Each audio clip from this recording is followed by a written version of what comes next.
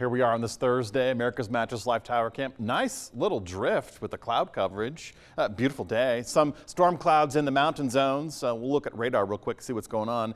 Not much. We have to look well to the east into portions of far eastern Mesa County. Those storm clouds there producing some light rain showers. But for the most part, we're catching drier conditions and quieter conditions a little bit earlier than the forecast expectations from the previous days. A bigger view with radar still shows several, what has actually become several rounds of isolated cells moving through Delta County and Montrose County, those producing some gusty winds. In fact, Delta County receiving some of those gustier winds around the 3 o'clock hour. Montrose probably getting a little bit breezy with some of these storms now incoming, but for most of us, it's been a rather quiet day.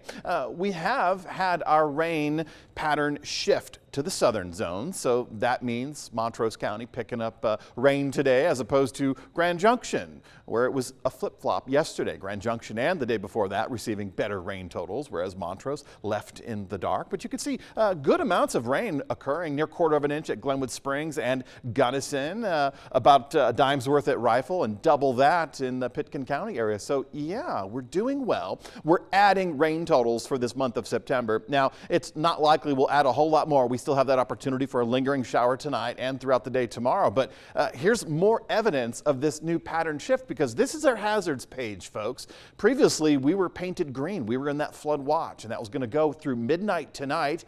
This afternoon, National Weather Service decided let's go until 6 p.m. this evening, because we are seeing limited storm activity. We no longer have that expectation of showers and thunderstorms and heavy rainfall and flooding concerns. And then just a couple of hours ago, I think within the last hour, they yanked that 6 o'clock expiration and has expired early. So that's a fairly decent indication that what is left, minimal storm available to us for the remainder of the night. And we're going to cycle through the midnight hour with partly cloudy skies, some clearing. So if you want to get back to viewing the stars and the planets, you could start tonight, but you could also hold out until Friday night. Not only is it going to be great football weather Friday night, but good star and planet viewing weather as well. So we have our storms getting suppressed further to the south. We have a couple of things going on. We have a rather large ridge of high pressure developing. I wouldn't call it Eastern Pacific, but it is Central and Eastern Pacific, and that is expanding as we speak, and that's going to influence any of those Pacific Northwest storms. It's actually going to prevent them from dropping in and swinging through our region. So with that expanding high pressure system, that also allows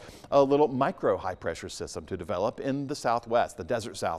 So that's going to continue for the next couple of days. That's going to allow more dry air. We get this zonal flow from west to east, and that reintroduces the milder temperatures. That keeps us on a rather sunny sky, sunny outlook. And of course, our conditions go from rainier to drier with that zonal flow. And that's exactly what we expect for Saturday afternoon. In fact, that's going to allow us to achieve fairly typical autumn weather. Remember, this is the first weekend of autumn. There's a lot going on. If you're in Fruita, you've got the Fall Festival. If you're in Montrose, you have the Mountain Ranch Rodeo Series going on this weekend.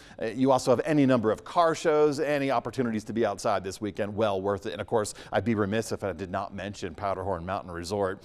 They've got chairlift rides that will conclude their season, but chairlift rides on Saturday and Sunday, so you can view some of those color-changing aspens. We're getting minimal colors, and don't worry, we're not hitting peak yet, but before you know it, we will. In fact, some of those higher terrain zones, the San Juan Mountains, the Divide, that peak comes within the next 10 days, so you might want to check that out. But the lower elevations, we could stagger that into the next month.